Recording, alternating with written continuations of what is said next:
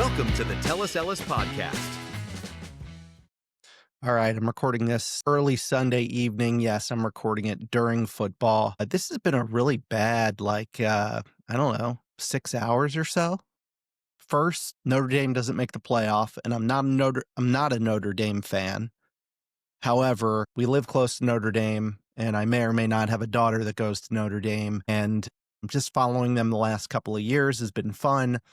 And I just really think the committee made a mistake. I don't want to get a lot into it. I will with Murph later when we record this coming week, but I just don't understand the thinking. And look, we're always going to have this with a playoff committee, with a subjective decision related to who gets into a playoff and who doesn't. We're always going to have teams on the outside looking in, whether that's a 4-team playoff, a 2-team playoff, 12 where we are today, or if they expand it to 16. There's always going to be questions. I just really question some of the consistency of how things were looked at over the last couple of weeks. And specifically, I called it out last week. You can go and listen to it. Alabama was strategically put ahead of Notre Dame. So if they lost to Georgia, they would not necessarily fall back behind Notre Dame. And Miami was placed strategically. However, to have Miami leapfrog Notre Dame in a week when neither team play makes no sense to me.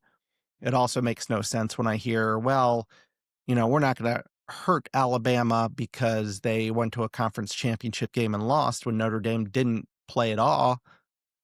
And then I hear people say the loss to Florida State by Alabama early in the year, that was a week 0 game, and it doesn't really count. It's a week 0 game. Well, so was Notre Dame's loss to Miami. So just a lot of inconsistencies, a lot of head scratching. And I only say this not because I'm a fan, but I think Notre Dame would have been really good and fun to watch in the playoff. And I think Miami will too, for what it's worth. So enough on that. Then I sit down to watch the massacre that I knew was coming, which is the Colts trip to Jacksonville. And first offensive play of the game for the Colts, interception. And Daniel Jones, it got batted and intercepted. Then he kind of gets in the groove, and then all of a sudden I see him go down on a non-contact injury holding his lower leg, specifically his Achilles. And he leaves the game. Our backup is a rookie, Riley Leonard from Notre Dame, and every trip to Jacksonville, just strange things happen. Whether it was Andrew Luck in 2018 going down there when we were on a roll, and I can't remember what the final was. It may have been 6-0. I can't remember the score, but we lose to them, and I think we've lost every game since 2014. And I don't think it can keep getting worse, and yet it keeps getting worse. So that was bad today, and some exciting football. The Bills come back and win over Cincinnati in a really, really hard-fought game, and Joe Burrow throwing 2 very untimely picks, and then the Steelers beating the Ravens. Some question marks there as well. A touchdown that wasn't included late in the game because the Ravens receiver didn't have enough possession on the football, and it'll be some really good things to talk about with Murph later on in the coming week. Today, though, I want to talk about baseball. The winter meetings have been the joy of baseball for me for too long, and that's because every year the Orioles have been terrible. At least I had the offseason to look forward to, even though they very rarely made a big splash in free agency. The one year I remember they signed Palmeiro, they signed Tejada, I think they signed Jorge Lopez, and that was a huge year and a very exciting year, and it didn't really amount to anything from a winning perspective. Now I feel like we have this roster that can win. It needs supplemented greatly. And so once again, I'm kind of brought back into the excitement of the winter meetings and what will happen there. So why do I love baseball so much, by the way? And it is a true love of mine. It's been my favorite sport for most of my life. And even all of the Orioles losses over the year haven't really hurt that much my love for the sport. Football has been growing in excitement for me over the last 20 or so years, 25 years, but but I still love baseball. And I remember the 1979 World Series, Game 7, Pirates-Orioles. I was 6 years old at the time, but I remember staying up and watching it in my living room. My dad went to the game, and I remember waking up late at night, finding out they lost Game 7 and was devastated. Again, I was 6 years old. I was so devastated that I don't remember the 1980 or 81 season at all.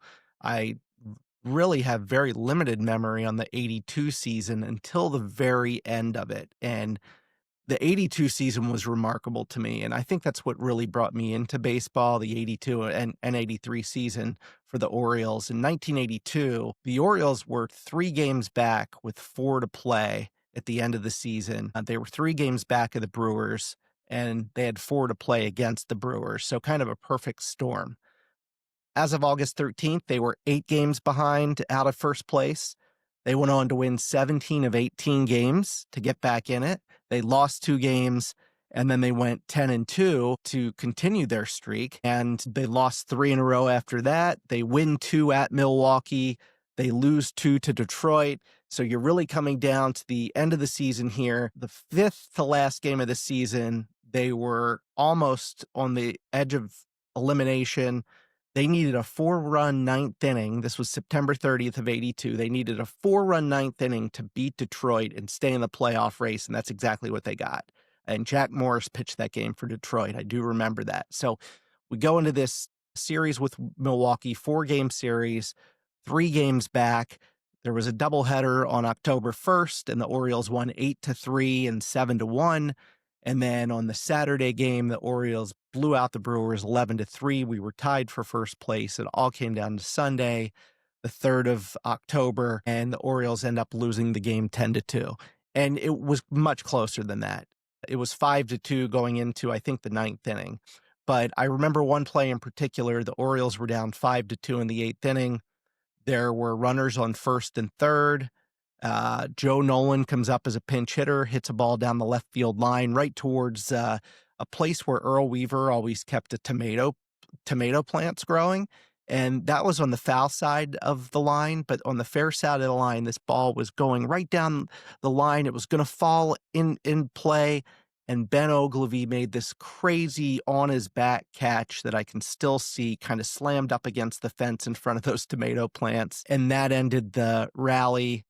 If it was going to be a rally, if that falls in, I'm telling you, it's 10-4 or 5-4 at that point.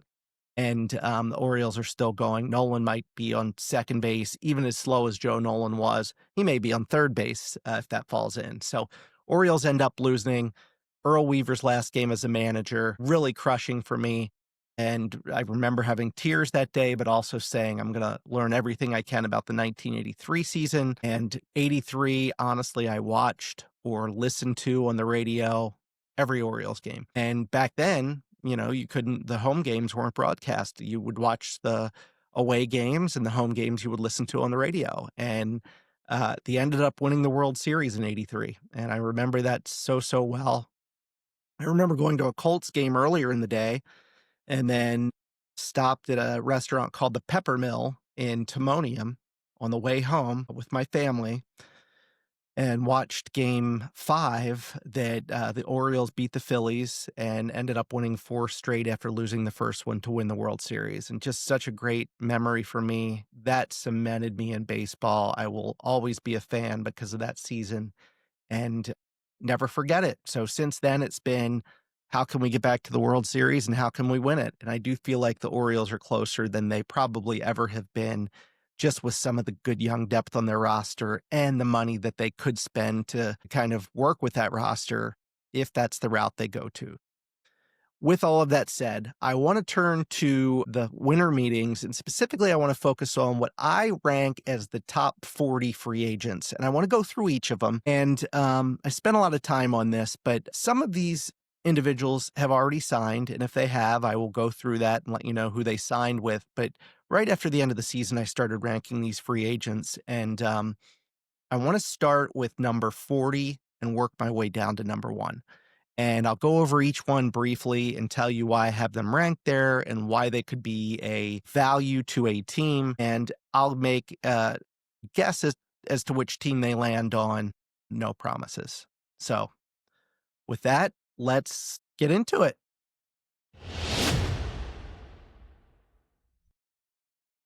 Okay, I want to start with some honorable mentions, and there are four names that are honorable mentions to me. One of them is a very good pitcher, I feel, and that's Lucas Giolito. He pitched for the Red Sox last season and actually had a pretty good year. He was 10-4 with a 3.41 ERA. He gave him 145 innings. I think he ends up back in Boston. He had a great experience there. 1.29 WHIP. Started 26 games for them. I don't have him in my top 40. It feels like he's older than he is, but he's only 31 years old, 8 years of service in the league. He's a right-hander. Love the guy. I'm going to say he ends up back in Boston. Another honorable mention, a guy who started in the Orioles organization, that's Mike Yastrzemski. He played last year with Kansas City. I think he's going to end up back in Kansas City. He batted .233 last year. He's a career .238 hitter. An average season for him is 24 homers and 70 RBIs. That's if he gets a good number of at-bats. You know, he gets on base pretty well, 324, probably a little bit below average, actually, but 772 career on base plus slugging for Yastrzemski. I think he's going to get around a 1-year, $10 million deal, and I see him going back to Kansas City. Adrian Hauser's a starting pitcher. He pitched for Tampa Bay last year, went 8-5 with a 3.31 ERA, WHIP of 1.28. I think he could get a 1 to maybe 2-year deal in that 12 to $14 million range. 33 years old. I didn't know he was that old. 6 years of service. I think this is a guy that I could see ending up on the Athletics as a depth piece for them. Pitching wise, he just feels like a player that's going to end up on a team that might not win as much, and he's going to add some solid depth and to the rotation. Last one I'll mention for honorable mention is Patrick Corbin. This guy has been around forever. 13 seasons of service, 13.1 seasons of service, 36 years old. He's pitched for Texas last year. Career 10-13, 4.51 ERA. Not great. 174 strikeouts and 162 game season on average. This guy's a two-time All-Star. It's been a while, 2013 and 2018. He did get Cy Young votes in 2018. He was 5th in Cy Young voting and 11th in 2019. I think those days are past him.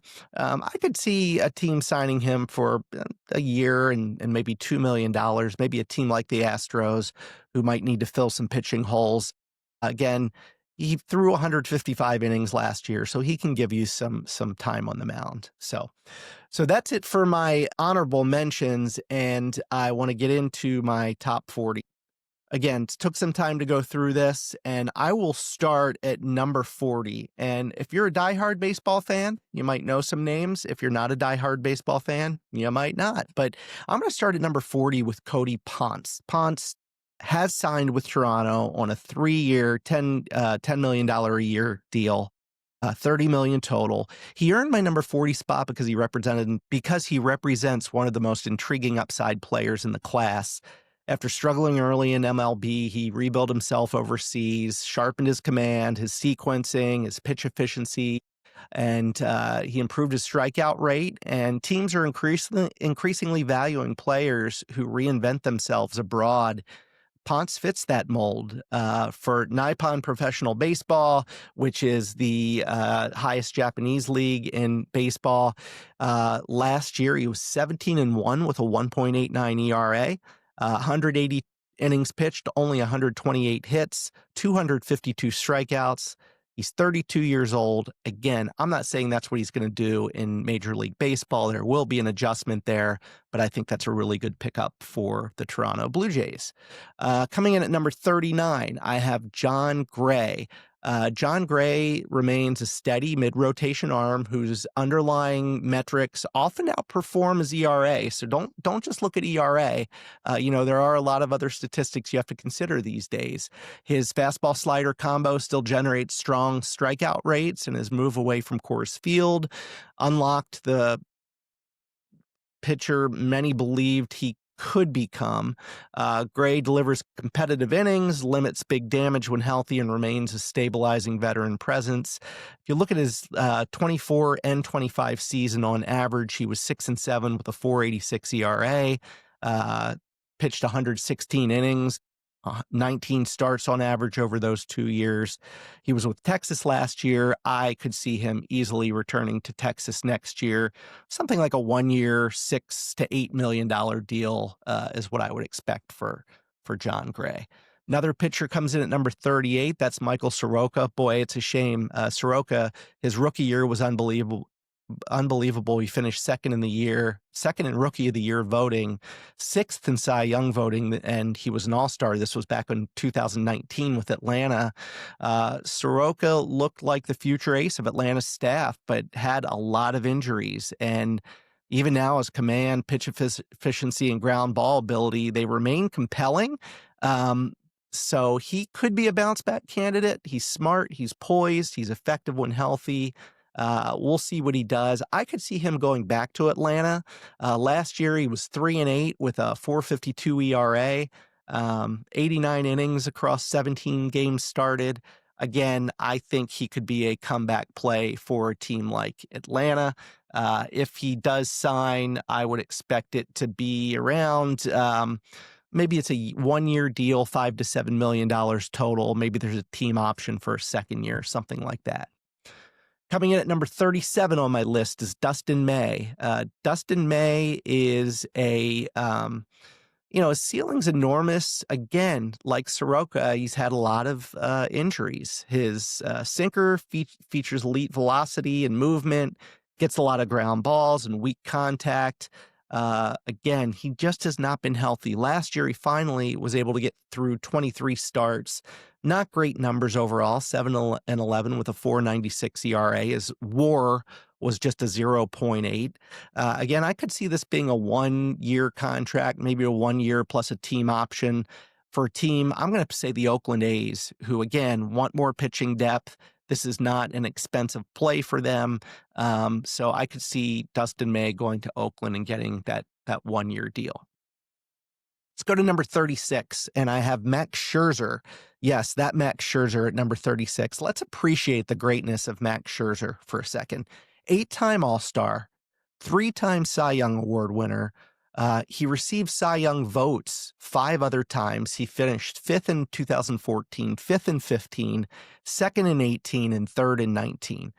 He received MVP votes. He received 12. He was 12th place in 2013, 10th in 2016, 10th in 2017, 3rd in 2021, 10th in 2018, 22nd in 2019, and 21st in 2014. That's incredible. This guy is a future Hall of Famer, no doubt about it. Pitched for Toronto last year, 5-5 with a 5.19 ERA, 17 starts. He gave him 85 innings. I could see this being an Orioles play. I think a 1-year, $15 million deal would get it done. Maybe a little bit less than that, but I could see the Orioles wanting to plug him in as depth and somebody that they could throw at teams down the line if they're in contention. Maybe hold off on him for a little bit, let him play more the second half of the year. Coming in at number 35, I have Nick Martinez. Nick Martinez represents one of Major League Baseball's most versatile pitchers. He can start, relieve, piggyback, or provide multi-inning leverage. Those are roles that modern pitching staffs desperately need. His command and ability to navigate lineups with a deep pitch mix make him a reliable, stabilizing arm that improves staff flexibility. Last year he was 11-14 with a 4.45 ERA, 165 innings pitched. His WAR was 2.1. I think that shows a little bit of that versatility there. I think he could get a $1 to $2 million or 1 to 2 year deal at approximately $12 million per year. He pitched for Cincinnati last year. I think Cincinnati would be crazy if they lost him next year. I think they need to try to retain him, and that's where I see him going. Next, I'll go to number 34. Ha-Seong Kim played for Atlanta last year. Didn't have the best year, but he is one of baseball's most underrated all-around players. He provides elite defensive value at multiple infield positions, strong base running instincts, above-average OBP production. His baseball IQ is exceptional. He went to Atlanta last year and only batted .234 with a .649 on base plus slugging, 5 homers, 17 RBIs. I think this is a guy who could get a call it a 2-year, $30 million plus deal. I could see the Cubs going in on him. Look, he was an MVP candidate in 2014 or in 2023. He was 14th in voting, and he was a Gold Glover in 2023. So I have Kim at number 34 on my list. Coming in at number 33, I have Jorge Polanco. Polanco offers switch hitting power, plate discipline, and consistent run production. When healthy, he produces 20 home run seasons with strong OBPs and quality at bats. He has defensive versatility, which adds roster value. He has a calm approach against high-level pitching, and I think that would make him attractive to suitors. I don't know if there's a huge market for him. I have heard that Pittsburgh is interested. I'm going to say that he lands with Pittsburgh on a deal between 1 and 3 years. Maybe it's a $15 million per year deal.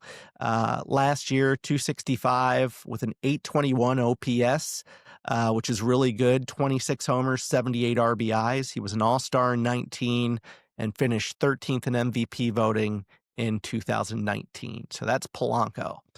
And now I'll go to Harrison Bader at number 32. Bader was with the Phillies last year, 277 with a 796 OPS, 17 homers, 54 RBIs, 11 stolen bases. He's not a speed demon, and he does get caught. He got caught 7 times. This is a guy who finished Rookie of the Year 6th in 2018, had a Gold Glove back in 2021. I think this is a guy that fits really nicely in Texas. He does have elite center field defense. It can be game changing. He runs to the ball with clear routes. He has instinct and range that place him among the very best defensive outfielders in baseball. Again, his hitting can be a little bit streaky, but he's not a terrible offensive player. Number 31, I have Ryan O'Hearn. Ryan O'Hearn reinvented himself with the Orioles as a contact-first, power-supported approach and focus. His improved plate discipline and barrel rates turned him into a dependable left-handed bat versus right-handed pitching. A lot of positional, or I don't want to say a lot, some positional flexibility. He can play first base. He can play right field. He can play left field. 2025 batted .281 with an 803 OPS, 17 homers, 63 RBIs, 58 walks, pretty good. I could see him getting anywhere between a 1 and 4 year deal with an annual value between 10 and 12 million. I think Pittsburgh is a great fit for Ryan O'Hearn. I would love to see him back in Baltimore. I think he was a great fit in Baltimore. Understand why the Orioles made the deal, though, that they did. Number 30, I have Tyler. I think it's Mahle. I'm going to say Mahle. Tyler Mahle pitches for the Texas Rangers. Previously, I think he was with the Reds. He had his fastball traits, which have high carry, strong extension, and a vertical approach angle, make him an attractive post-injury signing. The key there is post-injury. His slider and splitter complement the fastball well, giving him some natural strikeout ability. Again, past health issues. He appeared in 86 innings last year, but was 6-4 with a 2.18 ERA for Texas, 66 strikeouts in those 86 innings. He pitched for Texas last year. I think he will return to Texas. I think it's a 1 year, maybe club option deal for a second year, somewhere around, I'll say $6 million a year, $8 million a year. Again, I think he ends up back in Texas. Number 29 is another great name, Justin Verlander, 43 years old, pitched for San Francisco last year.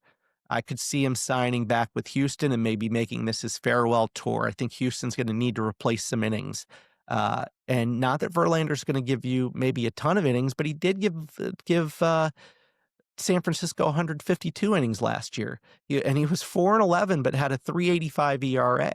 Listen to this guy, obviously a future Hall of Famer, 9-time All-Star, Rookie of the Year in 2006. He received Cy Young votes 11 times, won the Cy Young Award 3 times, finished second 3 times, finished third once. He had MVP votes 8 times and won the MVP once. Again, I could see a return to Houston for Verlander, give him 100, 125 innings, and he can still pitch though. So who knows? Maybe he will pitch for more than a year. But I'm going to see him back to Houston. Number 28 is an international player, again, Nippon Professional Baseball, Tatsuya Imi. Imi brings an intriguing international profile with above-average fastball velocity, sharp-breaking pitches, and growing command. He has athleticism, mound presence, developmental trajectory. He can transition in probably a mid-rotation starter. He does have some upside. He's only 28. Last year, again, in Nippon Professional Baseball, 10-5 with a 1.92 ERA. In 163 innings, he only gave up 101 hits. And in those 163 innings, he struck out 178 batters. This to me feels like it could be a 4 to 6 year deal at maybe 15 to 16 million per. That gets up there in price. That's, approaching $100 million contract. Feels to me like a New York team. I'm going to go with the Mets. I think they're going to be more apt to spend this year, maybe even more so than the Yankees. And I like Emmy with the Mets. Number 27, I've got Zach Eflin. And by the way, I might have had Emmy higher, but it's always difficult, that transition to Major League Baseball. So I want to give a little bit of leeway there. Number 27, I have Zach Eflin. I know him, former Oriole, had a very bad year last year. Injuries came into play, and he is not a pitcher that has a lot of injury history. Eflin offers premier strike throwing ability, one of baseball's lowest walk rates. His sinker and cutter generate soft contact. His curveball serves as a true out pitch. When healthy, he can perform as a high-end number 3 and maybe even getting into number 2 starter caliber. Like I said, last year, 6-5, 5.93 ERA, 71 innings, 88 hits. Actually had a negative WAR last year. He finished 6th in Cy Young voting in 23. He's 32 years old. I think he still has a lot left in the tank. I could see him getting maybe a 1-year, $12 to $16 million deal. Wouldn't be surprised if he reunites with Tampa. Feels like a kind of play that they would make on a pitcher. Zach Littell, I believe, was a former Tampa Bay pitcher.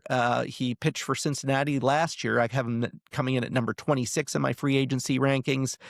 Littell is 30 years old, 6 years of service time. Last year for Cincinnati, 10-8 with a 3.81 ERA, 186 innings, 174 hits, only 32 walks and 130 strikeouts. He 1.104 whip, really good. 32 starts for him with Cincinnati.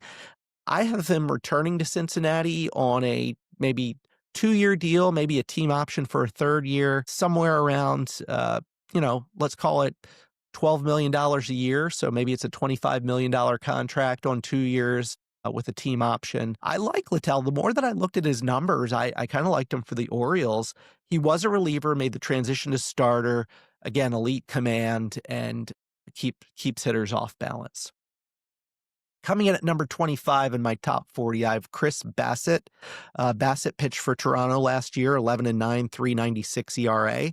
170 innings in 31 starts. Bassett's one of the most reliable veterans in the league. Has a deep pitch mix, advanced sequencing, fearless approach, allows him to consistently produce quality starts. He rarely implodes, frequently works deep into games, and has a competitive fire in him. He's 3 times in his career, he received votes for Cy Young consideration, including he finished 8th in 2020, 10th in 2021, and 10th in 2023. He was an all-star in 2021. I could see him going back to Toronto. He has a desire to go back to Toronto. That's where I think he will end up. Number 24 is one of my favorite players in baseball, Luis Ariz. And I always say that wrong, but I believe it's Ariz. Ariz is the best pure contact hitter in baseball, period. He has elite bat control. He has the ability to manipulate the barrel. His strikeout avoidance is unbelievable. I mean, this is Kirby Puckett stuff. In an average season for Ariz, he strikes out 41 times. That's it, 41 times. He only struck out 21 times last year. 34 walks and 21 strikeouts. In his career, he averages 44 walks and 41 strikeouts. His career on base percentage is 363. It was down a little bit last year at 327. He played for San Diego. I would love to see him in an Orioles uniform. I think he's going to end up for a team like Washington. I think he could get a 2-year, $14 million a year contract, maybe 3 years he gets out of it. He's a 3-time All-Star. Rookie of the Year, he finished 6th in 2019. MVP, he finished 13th in 22, 8th in 2023, and 18th in 2024. And he was a Silver Slugger in 22 and 23. Just such a unique player, our eyes is. And just really like he's different. He's just built different. Speaking of a little different, how about JT Realmuto? JT Realmuto is one of baseball's most athletic, well-rounded catchers. He has a combination of power, speed, defensive excellence.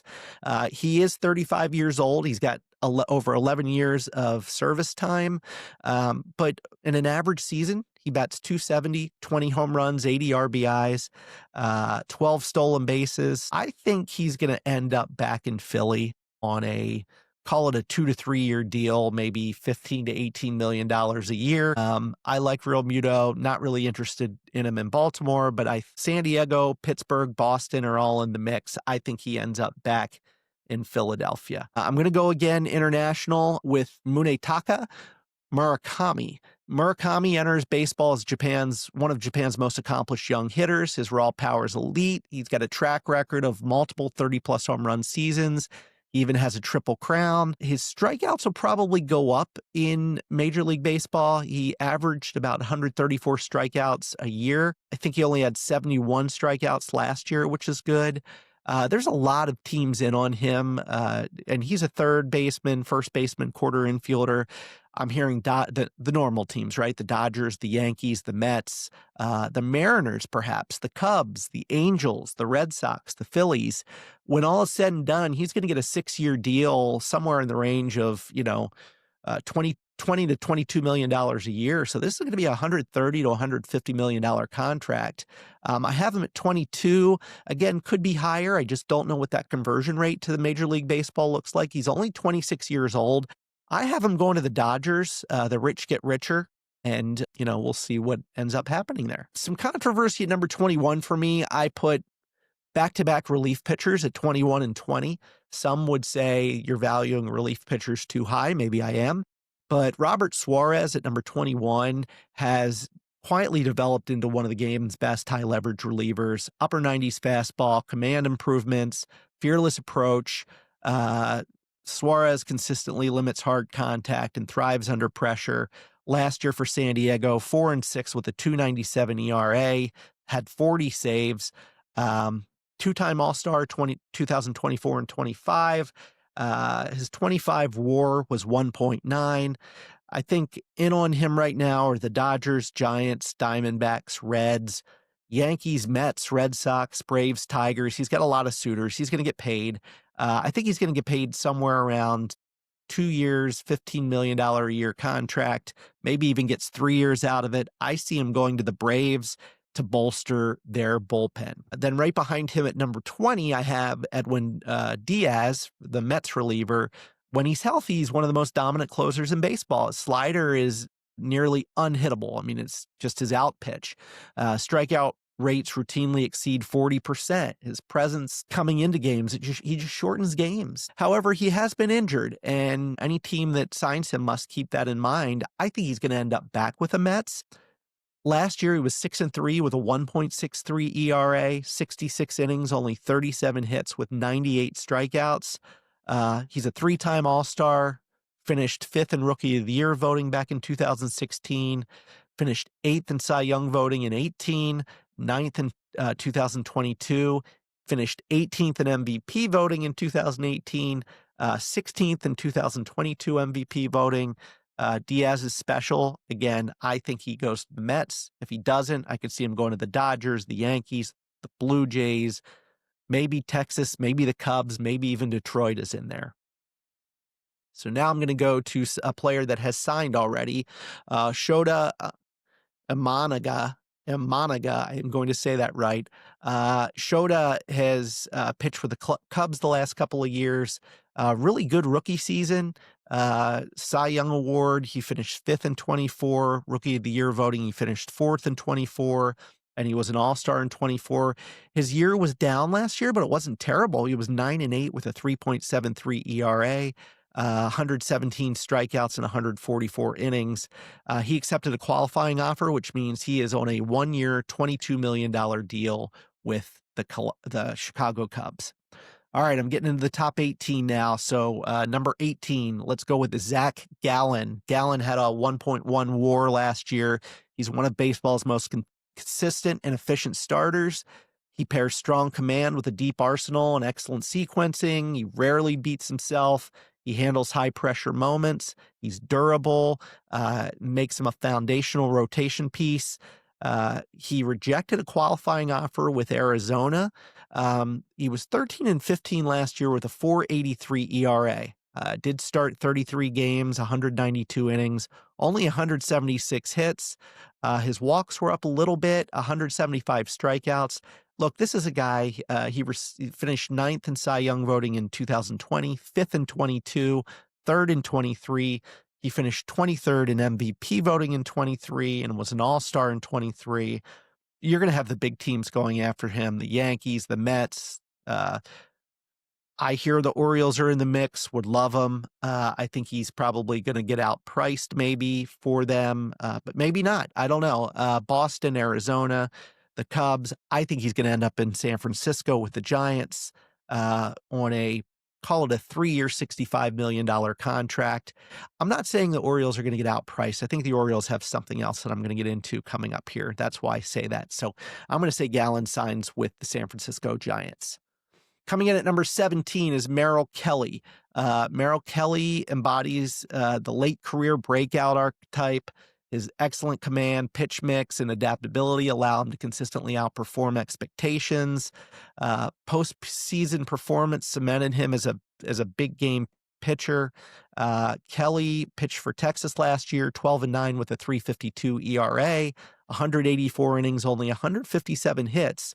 With 167 strikeouts, and his WHIP was 1.14 or 1.114. He is 37 years old. I didn't realize he was that old. Boston, Arizona, Houston, and Atlanta are looking at him, but the team where I think he'll end up is actually the Angels. The Angels are going to spend a little bit more to bolster their bullpen. I could see him signing anywhere, honestly, from a 1-year deal for maybe one of the top teams to a longer-term deal with maybe one of the bottom feeders like the Angels. I think he's going to get about 15 to 20 million a year wherever he signs, and I'm going to say that will be the Angels. And Junio Suarez comes in at number 16 for me. This guy is just a high-end right-handed power bat at third base. He does draw walks. He grinds at bats. Hits home runs at a premium position. Lots of swing and miss with him, though. But honestly, last year between Arizona and then he went to Seattle and finished the year strong, he batted .228, okay? His career average is 246. So you're not going to get a lot of average from him. But he finished with an 824 OPS. His career average is 792 from an OPS standpoint. He hit 49 home runs last year and 118 RBIs. That is something. His average season is 32 home runs and 94 RBIs. He's 34 years old, 11 years of service time. He had a 3.8 WAR last season. He's a 2-time All-Star, received All-Star votes, received MVP votes in 2018 and 2019. Granted, those years he batted .283 and .271 respectively, so his average was up. I think this is a really Seattle, Angels, Cincinnati, Arizona, Detroit. I don't think he's going to, require shelling out, a ton of money. I think it's going to be a shorter term contract. I say he ends up back in Seattle where he was a great fit. I say they sign him for 2 to 4 years at a contract of $80 to $90 million and let him just hit the ball. All right, coming in at number 15. We're now into the top 15. have Trent Grisham, who was already signed with the Yankees. He accepted a qualifying offer. Grisham was pretty fantastic last year. 235 was his average, but his OPS was 811. 34 home runs and 74 RBIs. That is something he had not done in the past. He doesn't run as much anymore, and he still strikes out at a really good clip. But Trent Grisham has great center field defense, really good fit for the Yankees. So again, signed the qualifying offer, which means he is back with the Yankees 1 year, 1 year, $22 million. He is a two-time Gold Glover, 2020 and 2022. Number 14, Gleyber Torres. So Torres was with Detroit last year, and he is back with Detroit this year. He is another one that accepted a qualifying offer, so he's going to get a 1 year, $22 million contract. Torres is somebody I didn't really appreciate, as just felt like he was kind of an average run-of-the-mill player. But when you look at his consistency over time, this guy is your 260, 20 to 25 home run, 75 to 80 RBI guy every year, could hit double digits in stolen bases, plays solid defense. He's a three-time All-Star, 18, 19, and 25. Finished third in Rookie of the Year voting back in 2018, finished 17th in MVP voting in 2019. Again, he's back at Detroit on a qualifying offer, 1 year, $22 million. His WAR was 2.6 last year, and he's still only 29 years old. So I thought that was really good. Number 13, unlucky number 13, but maybe last year was unlucky for this guy as well. Marcell Ozuna has just been crushing the ball the last couple of years. He's been in Atlanta. He's 35 years old. He's getting older. 12 years of service time. Ozuna's WAR last year was only 1.2.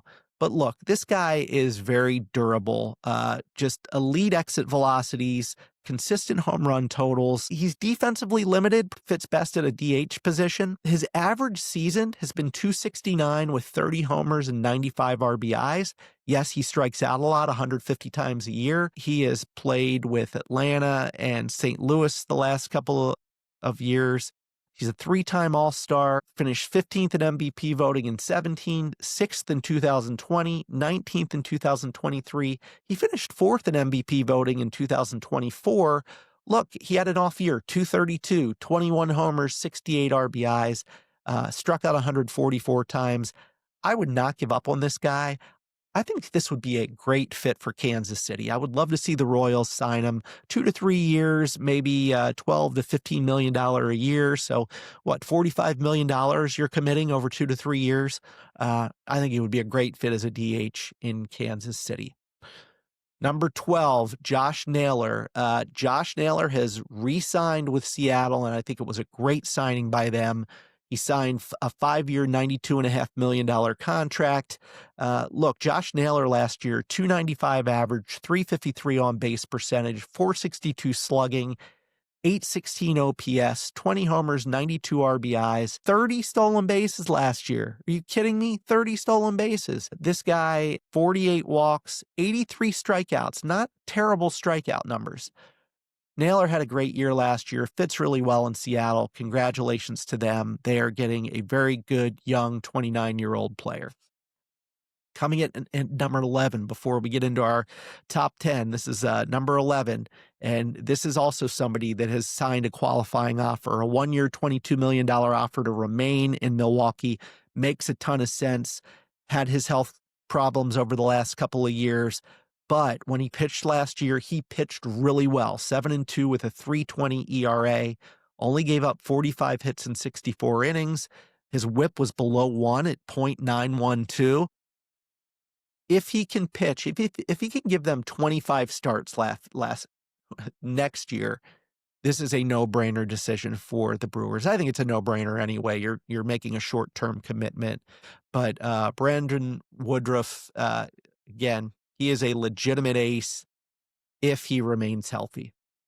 So let's break into the top 10 now. We are counting down from 10 to 1. And at number 10, one of my favorite free agents on the market, Michael King. Michael King is a breakout as a full-time starter. elite strikeout to walk metrics, sophisticated pitch design. He can dominate lineups with multiple weapons and maintains velocity deep into starts. He has high upside as a number 2 starter. He had injuries last year, but ended up 5-3 with a 3.44 ERA, 73 innings, 62 hits, and 76 strikeouts. You finished 7th in Cy Young Award voting in 2024. He is 31 years old and spent a lot of time in the bullpen most of his career, 6 years of service time now. His WAR last year was only .8. Look, I think San Francisco and Detroit are in on King. I think at the end of the day, he signs with the Cubs on a 4-year, $22 to $25 million a year contract. He's a $100 million a year player, or $100 million contract over 4 years. That's the type of number he's going to get. I would love, love, love for the Orioles to sign Michael King. I don't think they're going to get him. We'll move on. Number 9, I have Cody Bellinger. Cody Bellinger last year played for the Yankees. He offers rare versatility and athleticism. He plays premium defense in center field and first base while providing above average offensive production. As a ceiling, he could be an MVP level player. He is not what the Dodgers had early in his career, but he's somewhere in that top 20, probably top 25 players in baseball. He's a left-handed hitter. Last year, 272, 29 homers, 98 RBIs, 13 stolen bases, 4.9 WAR. Cody Bellinger is a former MVP in 2019. He's a former Rookie of the Year. He's a Gold Glove winner from 2019. That was a special season. He was a Silver Slugger in 2019 and also in 2023. He's going to get paid. He's going to get paid big money. He's going to get a longer term deal. I think he's going to get somewhere between 4 to 7 years, maybe. I think the sweet spot is 6 years, maybe a 6-year, $168 million contract, something like that. Where is he going to end up? The Yankees are in on him. The Phillies are in on him. The Mets are in on him. The Dodgers are in on him. I'm going to throw out a surprise team. I would not be shocked if the Kansas City Royals made a run at him, and that's what I'm going with. I think Kansas City puts money on the table, tries to get him, and I think that would be really great for baseball. Going on, we go from number 9, Cody Bellinger, to number 8, Ranger Suarez. What a story. Suarez established himself as one of the most reliable left-handers in baseball over the last couple of years. His pitch mix, command, ability to suppress hard contact translates perfectly to postseason success. He's calm, consistent, highly effective. Last year, 12-8 with a 3.20 ERA, 157 innings, 154 hits, 151 strikeouts. He rejected a qualifying offer from the Phillies. Doesn't mean he can't re-sign there. He was an all-star in 24. He does get in. He is a little injury prone. He's had some back issues. The teams that are in on him include Toronto, the Phillies, the San Francisco Giants, Atlanta, Baltimore, the Mets, the Angels, the Cubs. I'm going to say that I feel strongly that he's going to end up with a surprise team, and I think it's going to be the Angels. I think the Angels are going to start to try to spend a little bit more. I've already read off a couple players I think that could go to the Angels. I'm going to say that he signs anywhere between a 3 and 6 year deal with the Angels that could be anywhere from, maybe it's a $150 to $160 million contract that he signs. But I say Ranger Suarez ends up on the Angels. Number 7, Framber Valdez, another pitcher on the market, one of the top pitchers on the market. He pitched to a WAR of 4.0 in 2025. He's the master of the ground ball. His sinker and curveball combination generates soft contact at elite levels. He consistently works deep into games, postseason track record of, success and durability. He can be a rotation anchor. Last year, I told you 4.0 WAR. He was 13-11 with a 3.66 ERA, started 31 games, 192 innings pitched, 187 strikeouts. He's a 2-time All-Star, had Cy Young votes in 2020, 22, 23, and 24, had MVP votes in 22 and 24. Yes, this is the guy that I think the Orioles are going to go after. I say the Orioles sign him for a 5-year, call it $140 million contract. He has some ties to Mike Elias, former Houston Astros front office exec. If the Orioles don't get him, I could see the Cubs or maybe even him staying with Houston. He rejected a qualifying offer, which is why he is a free agent. He did have that weird cross-up situation with his catcher Salazar last year. I don't know if you remember in Houston, it looked like he got pissed off at his catcher Salazar, and Salazar called for a curveball, and Valdez threw a fastball instead. And it looked like he knew what he was doing. He was just really, what else can I say, pissed off. Number 6, I had Dylan Cease, who the Toronto Blue Jays have already made a solid investment in him. He is going to the Blue Jays, 7 years, $210 million. The Blue Jays are for real. For real meaning they want to win it. They got there. They like the taste. They want to win it. 7-year, $210 million contract for Cease. Pretty disappointing 2025. He was 8-12 with a 4.55 ERA, 168 innings, 152 hits, but 215 strikeouts. He pitched to a 3.4 WAR last year, 32 plus starts the last 5 years. He could be injury prone at times. You just see a guy pitching the way he does. But Blue Jays went all in on him. Second in Cy Young voting in 2022, fourth in 2024, had MVP votes in 22 and 24. This is a guy that I wanted for Baltimore as well. It sounds like I say that with every pitcher, but in the end, he goes to the bad guys. He goes to the Toronto Blue Jays. Top 5 now. Kyle Schwarber comes in at number 5. Schwarber, former Chicago Cub, rejected a qualifying offer with the Phillies. He's one of baseball's most feared left-handed hitters. He's 35 to 45 home run power every year, elite walk rates, postseason heroics. You can put him in the middle of a lineup and you're going to like him there for a long time. 4.9 WAR last year, 240. So his average, you're not going to get the average with him, 240, but a 928 OPS, 56 home runs, 132 RBIs, 108 walks. This guy's a 3-time All-Star, received MVP votes 4 times, including 2 this past year, Silver Slugger in 22.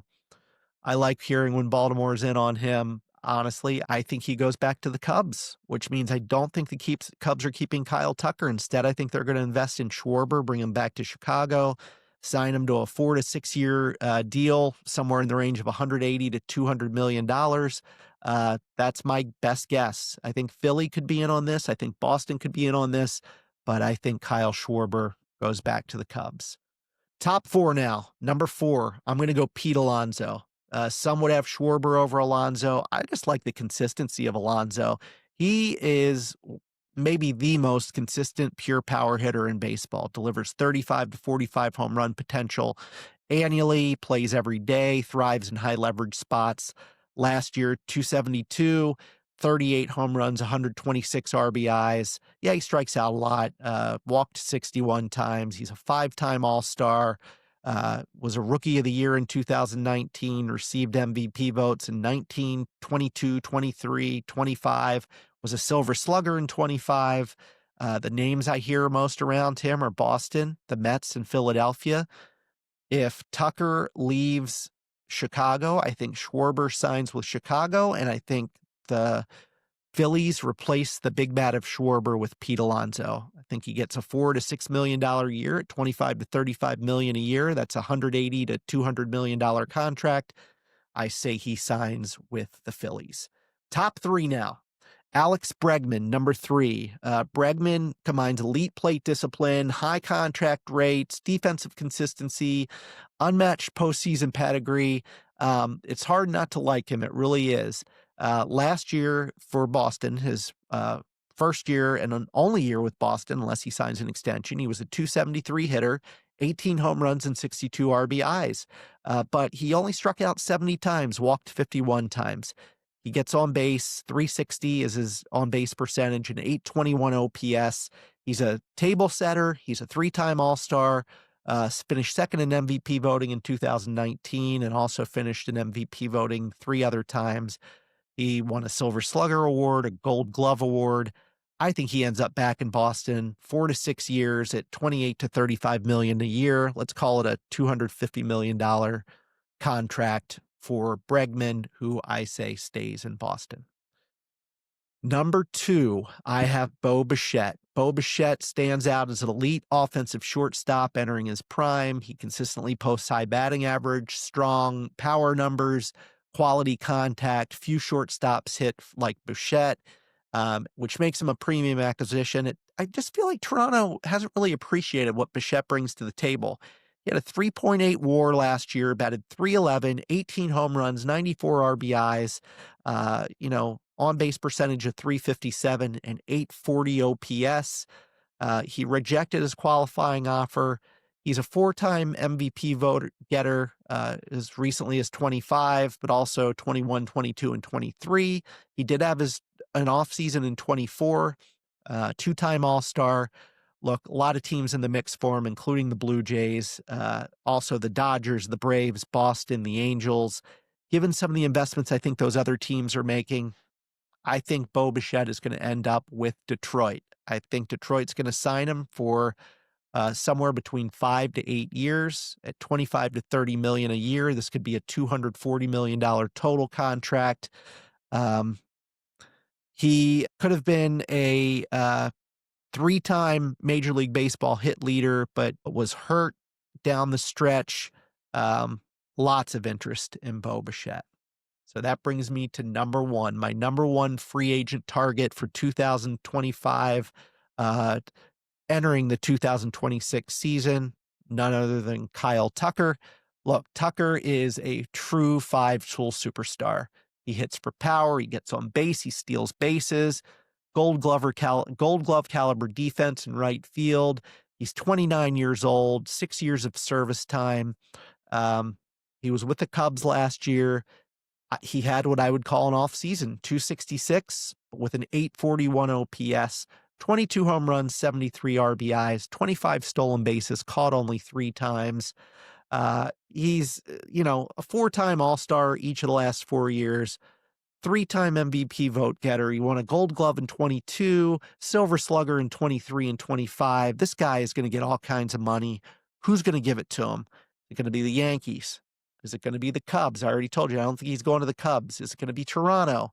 I don't think he's going to Toronto. If he is, watch out, American League East. Could he go to the Phillies? I think the Phillies are going to go in a different direction with Alonso. I think Kyle Tucker ends up in San Francisco. I think he signs a 6 to 10-year contract, $30 to $35 million a year. All said, I think it's going to be a $350 million contract, and Kyle Tucker is going to end up in San Francisco. So that is my top 40 free agents for Major League Baseball during the 2025-26 offseason. I know it's a lot to go through, but I really wanted to do this show for a long time, and on the beginning of the winter meetings, it felt like this was a great time to do it. Believe me, I'm going to track all this stuff. I'm going to follow it. I'm going to see how I did with it. Most of my predictions are based on, number 1, what I hear out in the marketplace. Number 2, what I know of teams and their needs and their financial commitments and what they want to or would be willing to spend on. And number 3, just educated guesses on my part. I love baseball. It's an exciting thing for me. So on with the season. Let's see how the next couple of days go. All right, that's going to wrap it up for the show. I know we went long today with me just talking at you, but again, I wanted to get through this. I'm going to drop a podcast probably tomorrow evening. I want to give a wrestling update. John Cena's last match is coming up next Saturday on Saturday night's main event. I want to look ahead to that. I want to recap the AEW Dynamite show, not the show itself, but the vibes I got from it. There were a lot of good premium live events this weekend, Ring of Honor, NXT, TNA. So it feels like a good time to catch up on wrestling. I also want to talk about Netflix purchase of Warner Brothers for, it was an enterprise value of over close to $83 billion. And that is going to have an impact on the entertainment market, on the sports market and on the wrestling because, WWE is on Netflix Monday Night Raw and AEW is with Warner Brothers with TBS and TNT. What's going to happen there? Done a lot of research over the last couple of days. Provided this deal goes through, which there are going to be many, many questions over it. Paramount may have a lot to say before it's all said and done, and the U.S. government may have a lot to say before it's all said and done. But that is for another podcast. I thank you for joining me today, and hope you have a great start to your week. Take care.